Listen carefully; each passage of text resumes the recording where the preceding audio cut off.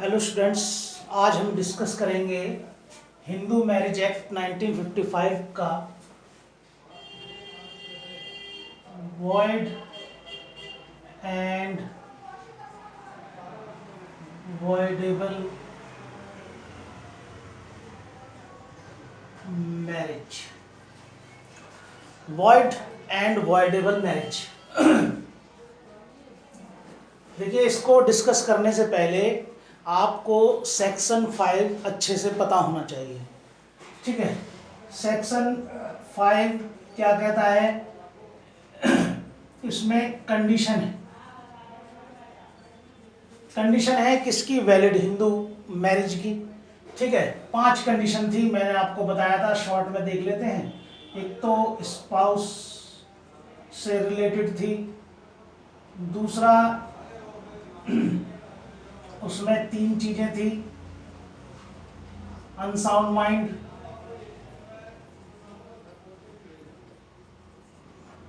ठीक है, और मेंटल ऑर्डर से सफरिंग है वो,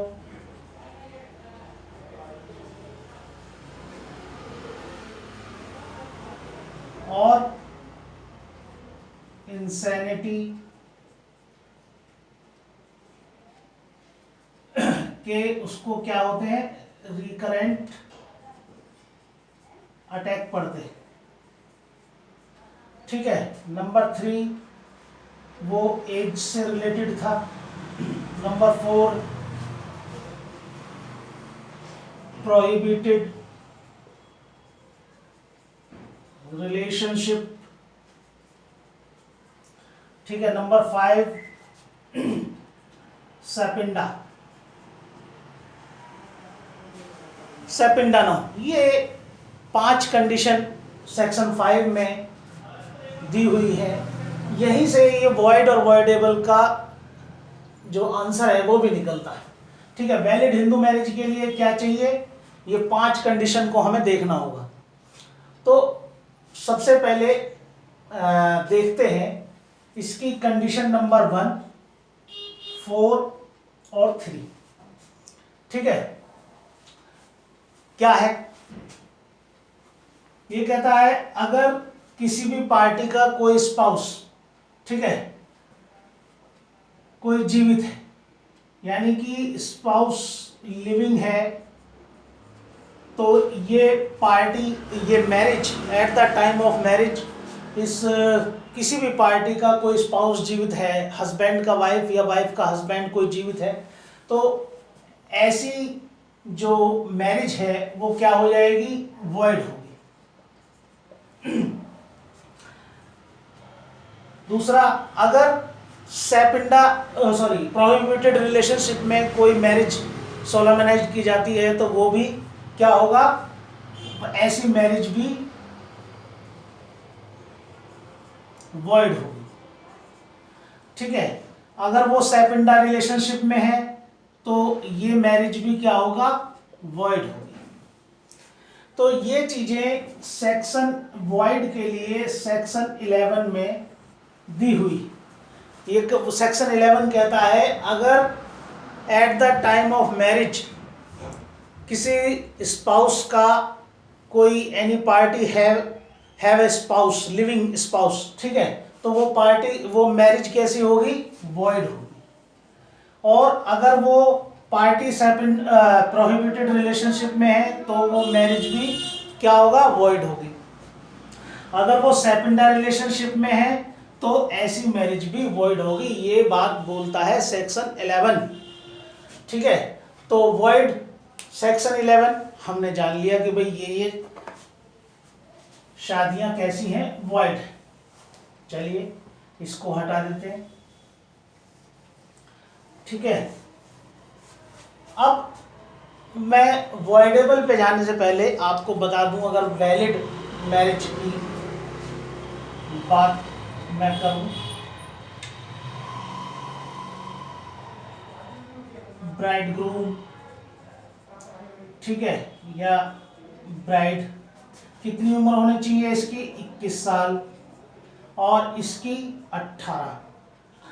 ठीक है, अगर इनकी उम्र 20-21 से कम है या इसकी उम्र 18 से कम है और कोई शादी सोलेमनाइज्ड हो जाती है, ठीक है, ये बच्चा माइनर है या ये कह लो इसने अभी 21 साल की उम्र प्राप्त नहीं की है, इस लड़की ने अभी 18 साल की उम्र प्राप्त नहीं की है, और ऐसी मैरिज अगर हम करा देते हैं तो मैरिज इसके बावजूद कैसी होगी? वैलिड होगी, वैलिड मैरिज होगी, ठीक है। तो इस बात को भी ध्यान रखना, बेशक उनकी उम्र कम है और ये जो ऑफेंस है ये कॉग्निजेबल ऑफेंस है, ठीक है, लेकिन ये जो शादी हुई है ये शादी कैसी होगी? बिल्कुल वैलिड होगी। इसी के साथ यहीं पे ही सेक्शन 7 भी देख लेते हैं, ठीक है। सेक्शन 7 क्या है?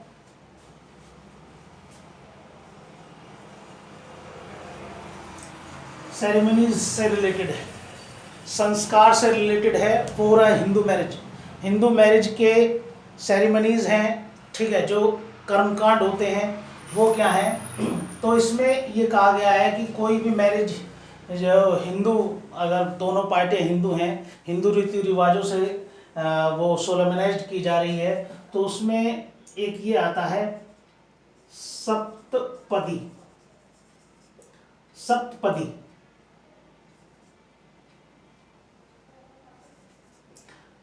जैसे ही वो अग्नि के चारों ओर 7 फेरे लेते हैं तो 7वां फेरा कंप्लीट करते ही वो मैरिज कैसी हो जाती है? वो मैरिज कंप्लीट हो जाती है और दोनों पार्टियों पर बाइंडिंग हो जाती है। 7 में कहा है तो जो भी इस तरीके से शादी की जाती हैं वो सब कैसी हैं? वैलिड मैरिज है, ठीक है।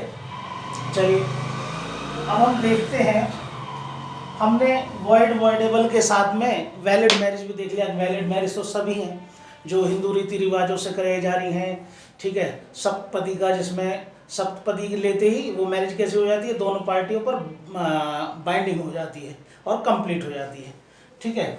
एज अगर कम भी है तो भी बेशक वो कॉग्निजेबल ऑफेंस है, लेकिन मैरिज कैसे रहेगी? वैलिड रहेगी। अब इसमें देखते हैं कि अनसाउंड माइंड है वो वैलिड कंसेंट देने में क्या है? इनकैपेबल है, या मेंटल डिसऑर्डर से पीड़ित है, ठीक है। और वो क्या हो जा रहा है? इसकी वजह से अनफिट हो जा रहा है। किसके लिए? मैरिज के लिए और प्रोक्रिएशन ऑफ चिल्ड्रन। बच्चे संतान उत्पत्ति करने में या मैरिज करने में अनफिट हो जा रहा है, या इंसैनिटी और एपिलिप्सी के उसे रिकरेंट अटैक पड़ते हैं, ठीक है। तो ऐसी मैरिज कैसी होगी? ऐसी मैरिज होगी भैया वॉइडेबल, ठीक है। ऐसी मैरिज क्या होगी? वॉइडेबल, ठीक है। अगर दूसरी पार्टी चाहे तो उस मैरिज को वॉइड करा सकती है, ठीक है। इसी में ही ये जो चीज़ दी हुई है, ये दी हुई है voidable marriage section 12, Hindu marriage act का सेक्शन 12। उसमें ये बताया गया है कि ऐसी at the time of marriage एक पार्टी क्या है? अनसाउंड माइंड है, मेंटल डिसऑर्डर से सफरिंग है, या इंसैनिटी के रिकरेंट अटैक पड़ते हैं, तो ऐसी मैरिज क्या होगी? वॉइडेबल होगी, ठीक है। और इसको वॉइड कराने के लिए दूसरी पार्टी को एप्लीकेशन देनी होगी कोर्ट में, तो कोर्ट में वो एप्लीकेशन देकर उसको नल एंड वॉइड करा सकता है। पहला पॉइंट है इसका सेक्शन 12 का। अब सेक्शन 12 में एक दो चीजें और दी हुई हैं, ठीक है। क्या है वो? कि वो कहता है, पहला तो आपने देख ही लिया कि अनसाउंड माइंड, मेंटल डिसऑर्डर और इंसैनिटी और एपिलिप्सी के रिकरेंट अटैक पड़ते हैं तो अवॉइडेबल है। और दूसरा वो कहता है वेयर, जहां पर भी क्या है, consent of guardian, consent of guardian क्या है, नेसेसरी, नेसेसरी किसके लिए, फॉर मैरिज, मैरिज के लिए जहां कंसेंट ऑफ गार्जियन की जो है जरूरी है। और ये जो कंसेंट ऑफ गार्जियन कैसे ली गई है, ऑब्टेन की गई है, कैसे, बाय फ्रॉड, बाय फ्रॉड और बाय फोर्स। जहां कंसेंट ऑफ गार्जियन नेसेसरी है शादी के लिए और इस कंसेंट को ऑब्टेन किया गया है बाय फोर्स और फ्रॉड से। और इसमें एक और पॉइंट दिया हुआ है, वेयर, ठीक है, जो रेस्पोंडेंट, रेस्पोंडेंट क्या है, प्रेग्नेंट, प्रेग्नेंट है कब, at the time of marriage,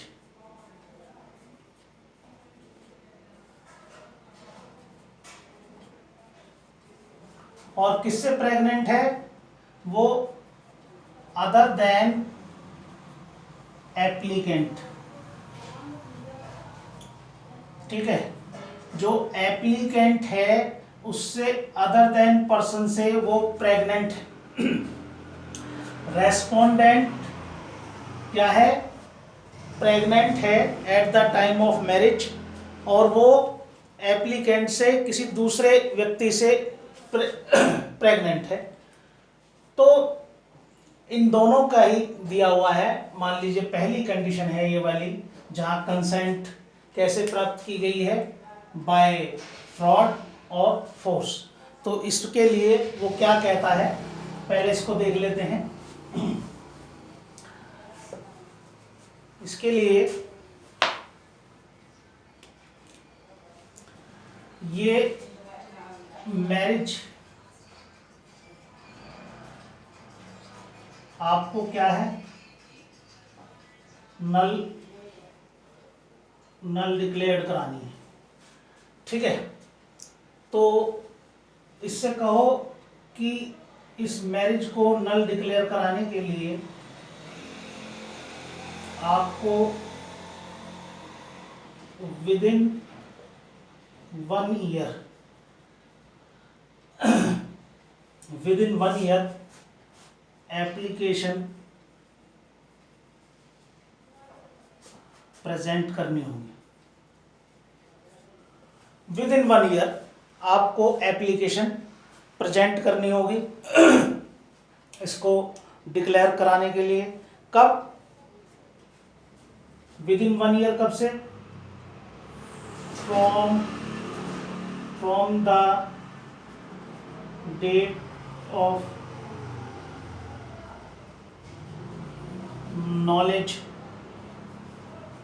knowledge of fraud or force used, ठीक है। इससे इस मैरिज को, जो मैरिज कैसे की गई है, जहां पर गार्जियन की कंसेंट जरूरी थी और कंसेंट ऑब्टेन की गई फ्रॉड से और फोर्स से, तो उसको आपको नल एंड वॉइड डिक्लेयर कराना है। तो क्या हो, within 1 year from the date of knowledge of fraud और फोर्स यूज्ड, इससे एप्लीकेशन प्रेजेंट करे कोर्ट में। अच्छा, दूसरा इसी में ही दिया हुआ है एक और, कि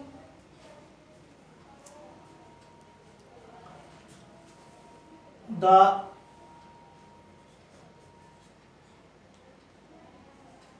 जो पार्टीज हैं, parties have not living, parties have not living as husband and wife, ठीक है, after the knowledge of force used or fraud, ठीक है, और parties have not living as husband and wife after knowledge of force used और fraud. इसके बाद ये condition भी जरूरी है। चलिए पहली बात तो ये हो गई। दूसरा, हमने ये देखा था कि जो रेस्पोंडेंट है वो प्रेग्नेंट थी, ठीक है, और वो अदर देन एप्लीकेंट से प्रेग्नेंट थी, ठीक है, तो वो marriage at the time of marriage, तो वो मैरिज कैसी होगी, वॉइडेबल होगी, ठीक है। और इसमें एक कंडीशन है कि ये मैरिज आपको इसको नल डिक्लेयर कराना, ठीक है। कौन से केस में,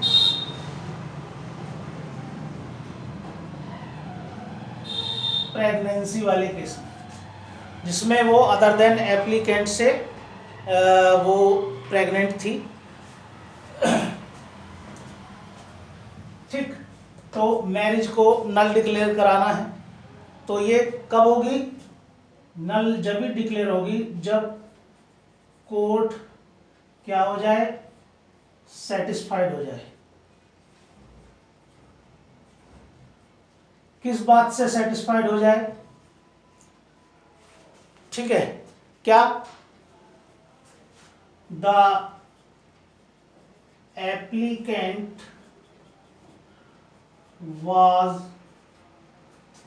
ठीक है, unaware of the pregnancy। ये प्रेग्नेंट है वो लेडीज अदर देन एप्लीकेंट से, तो उस मैरिज को, ये मैरिज वॉइडेबल होगी, और इस मैरिज को वॉइड कराने के लिए, मैरिज को नल एंड वॉइड डिक्लेयर कराने के लिए उसको कोर्ट में एप्लीकेशन डाली होगी। कोर्ट उसको जब ही नल डिक्लेयर करेगा जब वो सेटिस्फाइड हो जाएगा, किस बात से, कि applicant was unaware of the pregnancy, pregnancy से एप्लीकेंट जो है अनअवेयर था, ठीक है, और उसने अनअवेयर होते हुए तब ये शादी हुई है, तब वो उसको नल यानी कि वॉइड डिक्लेयर करेगी, ठीक है। नेक्स्ट वीडियो में कुछ और डिस्कस करेंगे। Thank you students.